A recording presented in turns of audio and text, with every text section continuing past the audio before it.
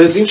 մեկնաբանեցին հիմա որ ոստիկանության տեղյակ պահեց, որ ազգային ժողովի պատգամները ու ներս մտնելու ցանկություն կա, տեղեկանալու ինչ է իրոք կատարվում Մայր Հայաստան գրասենյակում, բայց քննիչից թույլտվություն հարցրեցին ու քննիչ ուղղակի մերժեց, ասաց չի կարելի ներս մտնել։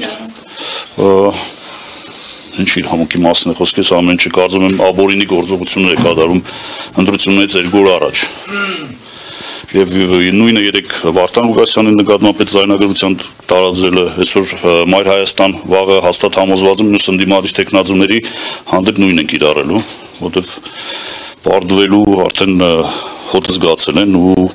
ժամանակն է այս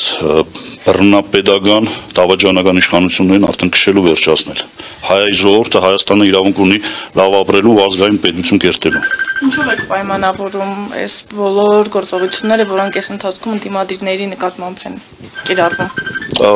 Ուրիշ մեթոդով չեն կարող, որովհետև գիտեք, իրանք պատրաստ չեն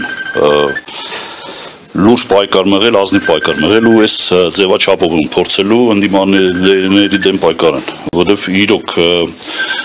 զգալով օրորի ինչ է կատարվում Գյումրիում, վարկանիշ ընդդիմադիր կուսակցությունների, դաշինքների արդեն անցել են այս բռնի մեթոդներին։ Իրավապահ մարմիններն ուղղակի օգտագործում են անձնական խնդիրներ լուծելու համար, ուրիշ ոչ մի բան։